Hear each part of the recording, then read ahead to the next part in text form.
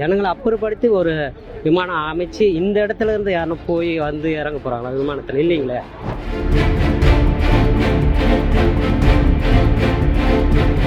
தழிக்கிறோம் ராஜா, airport வரலன்னு தான் தழிக்கிறோம். Meeting வச்சதுல வயிற்றுல வாயில கூட வச்சிங்கன்னா சொன்னாங்க ஆயுதம். என்ன பண்றது?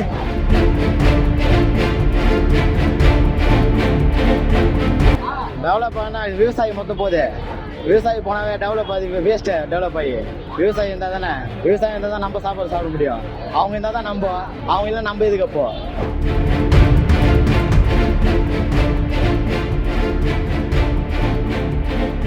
விமான நிலையத்தை வச்சுன்னு எல்லாத்தையும் பிஸ்னஸ் பண்ணுவாங்க. இங்கே இருக்குது காஞ்சிபுரம்னா இங்கே இருக்குது, இங்கே எல்லாமே வசதி இல்லைன்ட்டு. இங்கே ஒரு ஏழை மக்கள் கூட அந்த ஃப்ளைட்டில் போகவே மாட்டோம்.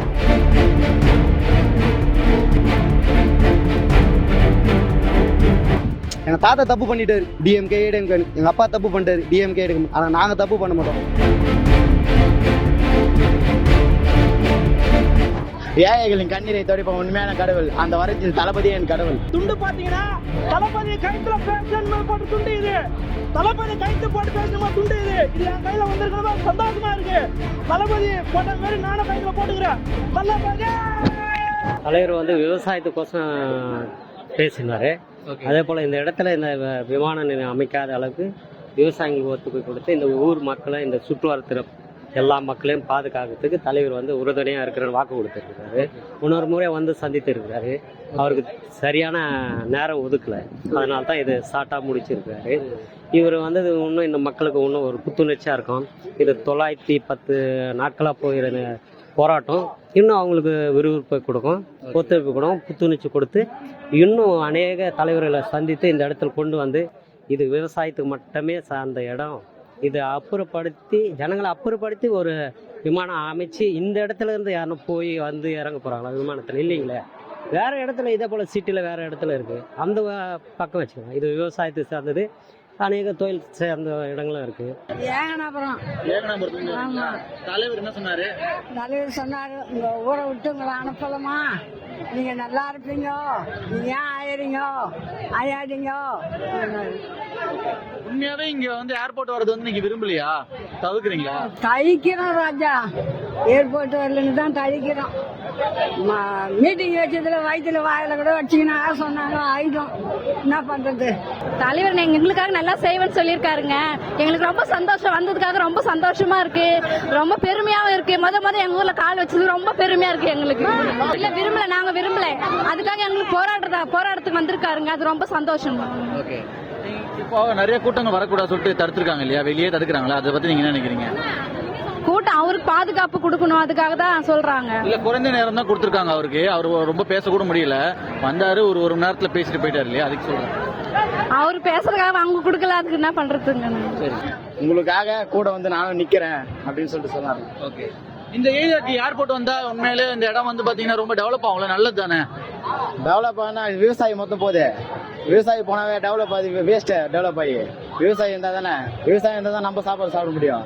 அவங்க இருந்தால் தான் நம்ம, அவங்க இல்லை நம்ம இதுக்கு. அப்போ நிறைய இடங்கள் பாக்குறேன், இங்க பொட்டல் காடா இருக்கு, விவசாயம் பண்ணாம தறி நிலமா இருக்கு இல்லையா? விவசாயம் எல்லாம் பண்றாங்க, அது அவங்களுக்கு தெரியாத, அவங்க இதெல்லாம் இதை பண்ணணும் அப்படின்னு சொல்லிட்டு பண்றாங்க. தமிழக வெற்றி கழகம் தலைவர் தளபதி விஜய் வாழ்க. 2026 எங்க தலைவர் தளபதி அவர்கள் ஆட்சி அமைப்பார் என்பதை ஆணவத்துடன் தெரிவித்துக் கொள்கின்றேன். அதற்காக நாங்க முழு எஃபர்ட்டும் போடுவோம். எங்க தலைவர் தளபதிக்காக நாங்க எப்போதும் உழைத்துக் கொண்டே இருப்போம். உழைத்துக் கொண்டு இருப்போம் என்பதை தெரிவித்துக் கொள்கின்றேன். நான் முதல் முறையா தளபதி இப்பதான் பார்த்தேன். இந்த துண்டு பாத்தீங்கன்னா தளபதி கைத்துல பேசணும் போட்டு துண்டு இது. தளபதி கைத்து போட்டு பேசணுமா துண்டு இது. இது என் கையில வந்திருக்கிறதா சந்தோஷமா இருக்கு. தளபதி போட்ட மாதிரி நானும் கைத்துல போட்டுக்கிறேன். தளபதி ஆதரிச்சுக்கிறாங்கன்னா எவ்வளோ இடம் இருக்குது சென்னையில். அதாவது சதப்பு நிலம் அது மாதிரி இது பண்ணாமல், விவசாய நிலத்தெல்லாம் இது பண்ணாமல் நிறைய அந்த முள்காடு அந்த மாதிரி இடத்த தேர்ந்தெடுத்து அவங்களுக்கு கொடுக்கலாம். இது ஏன் இதை செலக்ட் பண்ணிருக்காங்களோ எங்களுக்கு புரியல. அதுதான் நம்ம கட்சிக்கே ரொம்ப இதுவாக இருக்குது. போராட்டத்துக்கு முழு ஆதரவு தரான்னு சொல்லியிருக்காரு. பரந்தூரில் இவ்வளோ 900 நாளாக போராட்டம் நடக்குதுன்னு எங்களுக்கே தெரியாது. இவரு மூலயமா எல்லா மீடியாவுக்கும் தெரிய வருது. பின்னால் மீடியா என்ன ஆச்சுன்னு எங்களுக்கும் ஒன்றும் புரியல. பின்னால் இவ்வளோ போராட்டம் பண்ணிட்டு இருக்காங்க, என்ன சுச்சுவேஷன் எங்களுக்கு என்ன ஒன்றும் தெரியல. இந்த தளபதி வந்ததுக்கு அப்புறம் இது ரிஃப்ளெக்ஷன் பயங்கரமா இருக்கும். இந்த மாதிரி நிறைய இடத்துல வந்து போராட்டம் நடந்துட்டு இருக்குல்ல, அங்கெல்லாம் போவார்னு நினைக்கிறீங்களா? இதுக்கு அப்புறமா கட்டமா போவார். இதுக்கே பார்த்தீங்கன்னா எங்களுக்கு வந்து தமிழக வெற்றி கழகத்தின் மூலயமா எங்களுக்கு வந்து பர்மிஷனே கொடுக்கல. கிட்டத்தட்ட நேற்றுக்கே நீங்க பாத்தீங்கன்னா 3 இடத்துல மாத்தினாங்க. காலையில் வரைக்குமே கன்ஃபார்ம் ஆகல இங்க. அதனாலதான் இவ்வளவு ஸ்ட்ரகிள் ஆச்சு. தளபதி பேசுறதுக்கு எங்களுக்கு டைம் கொடுக்கல. அதனாலதான் இவ்வளோ கம்மியா பேச்சு முடிச்சிட்டாரு. ஒரு ஏர்போர்ட் வந்துன்னா வச்சுங்க, அதை வச்சு இன்னும் எவ்வளோ பிஸ்னஸ் வளரும். ஒரு லேண்டு பிஸ்னஸ் ஆகும், அங்கே ஒரு பொருள், ஒரு வாடகை வந்து விலை ஏறும். எல்லாமே இந்த விமான நிலையத்தை வச்சுன்னு எல்லாத்தையும் பிஸ்னஸ் பண்ணுவாங்க. இங்கே இருக்குது காஞ்சிபுரம்னா இங்கே இருக்குது, உங்கள் எல்லாமே வசதி இல்லைன்ட்டு. இங்கே ஒரு ஏழை மக்கள் கூட அந்த ஃப்ளைட்டில் போகவே மாட்டான். ஒரு விலை 5000 ரூபாய் டிக்கெட்டு இங்கே சென்னைக்கு. இங்கே நான் 100 ரூபா கொடுத்தா பஸ்ஸில் போயிட்டு வருவேன். ஆனால் 5000 ரூபாய் சொல்லுவான். இங்கே யாருக்குமே தேவையில்லை. இங்கே பணக்காரனா போயிட்டு வருவான். இங்கே விவசாய நிலத்தை அழிச்சிட்டு எதுக்கு ஏர்போர்ட் கட்டணும்? நான் காஞ்சிபுரத்துலேருந்து வரேன். இங்கே தான் போன மாநாடுக்கு நான் விழுப்புரம் போனேன். இங்கேருந்து பைக்கில் தான் போனேன். வரக்கூடாதுன்னு சொன்னார். அது மீறி நான் பைக்கில் தான் போனேன். அது தளபதி எதனா இன்னொன்று ஆயிடும்னு ஒரு பயத்தோடு தான் போனேன். இருந்தாலும் சேஃபாக போயிட்டு சேஃபாக வந்துட்டேன். இருந்தாலும் இப்போ காஞ்சிபுரம் வந்து அவர் நேரில் பார்த்து அவர் சொன்னதை கேட்டு ரொம்ப சந்தோஷமாக இருக்குது. இப்போ என்ன ஒன்றா, இப்போ பரந்தூர்லேருந்து இப்போ 3 வருஷமாக இங்கே போராடிட்டு இருக்காங்க. எந்த ஒரு தீர்வும் இல்லை. வராங்க போகிறாங்க யாரும் இல்லை. ஆனால் எங்கள் தளபதி நம்பிக்கையோடு வராரு. அவர் செய்வார் கண்டிப்பாக. ஆனால் இங்கே மட்டும் சத்தியமாக வரவே எப்படி சொல்கிறது, இப்போ ஒரு ஏர்போர்ட் வந்ததுன்னா வச்சுங்க, அதை வச்சு இன்னும் எவ்வளோ பிஸ்னஸ் வளரும். ஒரு லேண்டு பிஸ்னஸ் ஆகும், அங்கே ஒரு பொருள், ஒரு வாடகை வந்து விலை ஏறும்.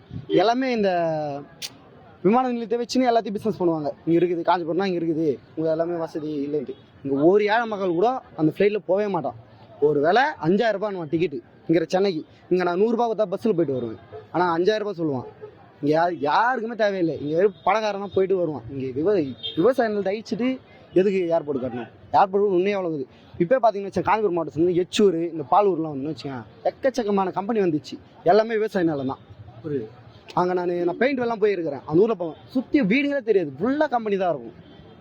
எல்லாம் விவசாயம் வச்சு. அப்போ விவசாயம் என்ன பண்ணுவாங்க? இப்போது வேளாண்மை வளரணும், பொருளாதாரம் வளரணும் அப்படின்ட்டு அரசு திட்டம் கொண்டு வந்து சொல்கிறாங்க. ஒரு விவசாய அழிச்சிட்டு அதுக்கப்புறம் எப்படி வேளாண்மை வந்து வளரும் சொல்லுங்கள்? தளபதி சொன்ன மாதிரி ஏர்போர்ட் வரட்டும், ஆனால் இந்த நிலத்தில் வரக்கூடாது. பரந்தூர் ஒரு விவசாய நிலம், விவசாயத்தை அழிச்சிட்டு ஏர்போர்ட் வரவே கூடாது. மெயினாக ஒரு காஞ்சிபுரம், ஒரு திருவள்ளூர், சென்னைன்ற ஒரு 3 மாவட்டத்துக்கு இது உறுதுணையாக இருக்கிற இடத்த இவங்க வந்து இது போல் பண்ணக்கூடாது. அரசாங்கமும் அதிகாரிகளும் ஆட்சியாளர்களும் சட்டத்திட்டங்களும் இது உடனடியாக இதை எடுத்து மத்திய அரசும் மாநில அரசும் கலந்து ஆலோசனை செய்து மக்களுக்கு மட்டுமே நன்மையை செய்கிற ஒரு இடமா பார்த்து, யாருக்கும் துன்புறுத்தல் இல்லாத விவசாயம், ஆடு மாடு எல்லா உயிரினங்களுக்கும் ஒரு சரியான இடத்தை செய்து அவங்களுக்கு ஒரு உதவி செய்தால் போதும். அதுதான் தலைவருக்கு, இந்த மக்களுக்கு தலைவர் உறுதுணையாக இருக்கிறார். இந்த கூட்டங்கள் வந்து பார்த்தீங்கன்னா அதிகமாக கூடக்கூடாதுன்னு சொல்லிட்டு கொஞ்சோண்டு கட்டுப்பாடு வச்சிருக்காங்களா? அது நீங்கள் எப்படி பார்க்குறீங்க? சரின்னு நினைக்கிறீங்களா? இது மன்னராட்சி போல இருக்கு. ஏன்னா அவங்க கட்சி சார்ந்தவர்களுக்கோ வேற அநேக கட்சிகளுக்கும் இது போல கட்டுப்பாடுகளை அமைக்கல. டைமு அநேக ஜனங்கள் வர முடியாத தவிர்த்து கொண்டு இருக்கிறாங்க. இது வந்து எல்லோருக்கும் பொதுவான ஒரு விஷயம்தான். இது தளபதிக்கு மட்டும் இல்லை, இந்த கிராமத்துக்கு மட்டும் இல்லை, நம்மளுடைய சமுதாயம் தமிழருக்காக ஒரு போராட்டம், ஒரு உறுதுணையாக இருக்கிறப்ப இவங்களெல்லாம் உதவி செய்யணும். டைமுங்களோ நேரங்களும் வந்து ஒதுக்கக்கூடாது. அது கொஞ்சம் பார்த்துக்கணும். அது போல் ஒதுக்குனா அது எல்லா கட்சிக்கும் அதே பாகுபாடாக இருக்கணும். தளபதிக்கு மட்டும் இருக்கும். ஒரு 4 பசங்க எனக்கு ஆளும் கட்சி திமுக கட்சி வந்து பாத்தீங்கன்னா இதுக்கு வந்து ஓகே சொல்லிருக்காங்களே ஏர்போர்ட் வர்றதுக்கு, அதை நீங்க எப்படி பாக்குறீங்க? நாங்கள் ரெட்டால தான் போடுவோம். எந்த நாள்லயும் செத்து போனா கூட கொடி பிடிச்சி போட்டு ரெட்டால கொடி தான் எங்களுக்கு. நீங்க ரெட்டாலன்னு சொல்றீங்க, ஆனா விஜய் அவர்கள் கூட்டத்துக்கு வந்திருக்கீங்களா? அப்ப விஜய் பார்க்கணும்னு தான் வந்தோம். விஜய் நம்மள நீத்து விடுவாரு, நல்லது செய்வாரு விஜய்னு தான். ஆனா நீங்க ரெட்டலைக்கு ஓட்டு போடுன்னு சொல்றீங்களே. இப்ப இனிமேல் பட்டு போட மாட்டோம். இனிமேல் எங்களை ஊரை விட்டு அனுப்பாத இருக்கிறாருல்ல, போட மாட்டோம் ஐயா. அவருக்கு ஓகே சொல்லிடுறாருன்னா அவருக்கு மேல ஏதாச்சும் காசு வருது, அதனால அவர் ஓகே சொல்லியிருக்காரு. தளபதினா கூட வந்து நிற்காரு. இவரை முதலமைச்சரை நிற்க வைங்க, கண்டிப்பா ஏதாச்சும் ஒரு நல்லது நடக்கும் நாட்டுக்கு. அவர் இந்த இடத்துல ஏர்போர்ட் வரக்கூடாது சொல்லிட்டு வேற இடத்துல ஏதாவது மாற்றிட சொல்றாரு, ஏர்போர்ட் வரவே கூடாது சொல்றாரு. அவர் என்ன சொல்றாருன்னா, ஏர்போர்ட் வர வேணாம்னு சொல்ல, இந்த இடத்துல வேணாம் வேற எங்கேயாச்சும் வைங்க அப்படின்னு சொல்றாரு. தளபதினா பயம். அதனால கூட்டம் சேரவில்லை. குறைஞ்ச நேரம் மட்டும் தான் கொடுத்துருக்காங்க, 2 மணி நேரம் தான் இருக்கணும், அதுக்குள்ளே பார்த்துட்டு போயின்னு சொல்லியிருக்காங்க இல்லையா? அது சரின்னு நினைக்கிறீங்களா? அது ஓகே தான். ஏன்னா கூட்டம் அதிகமா இருந்துச்சுன்னா அவரால் வெளியே போக முடியாதுல்ல, அதனால சொல்லிட்டு ஓகேன்னு சொல்லிட்டு அவர் போயிட்டாரு. ஓகே, நீங்க நேரில் இப்போ தான் ஃபர்ஸ்ட் டைம் பார்க்குறீங்களா? 2வது டைம் பாக்குறேன். அதுதான் எங்களுக்கு ஒன்றும் புரியல, ஏன் இவ்வளோ ஒரு ஸ்ட்ரகிள் ஆகுதுன்னு எங்களுக்கு தெரியல. அதுதான் அவங்களுக்கே கொஞ்சம் ரொம்ப கஷ்டமா இருக்கு. பரந்தூர் மக்களுக்கும் சரி, இந்த ஏகாம்பரம் கிராம மக்கள் எல்லாருக்குமே அதுதான் ரொம்ப மன வருத்தமா இருக்கு. அதனால ஆளுங்கட்சி தான் இது இது பண்ணணும். அரசியல் வட்டத்தில் என்ன பேசிக்கிறாங்கன்னா, விஜய் அவர்கள் தனித்து நின்னா ஜெயிக்க மாட்டாரு, கூட்டணி வச்சா தான் ஜெயிப்பாங்க சொல்றாங்க. அதை நீங்க எப்படி பாக்குறீங்க? அது மக்களுக்கு தான் இது பண்ணணும். கண்டிப்பா எங்களுக்கு தலைமை தான் முடிவு பண்ணணும். அது அதுக்காக வெயிட் பண்ணிட்டு இருக்கோம். இந்த ஒரு வருஷத்துல எங்களுடைய வேலைப்பாடுகள் பயங்கரமா இருக்கும். 2026 நாங்க தான் வருவோம்.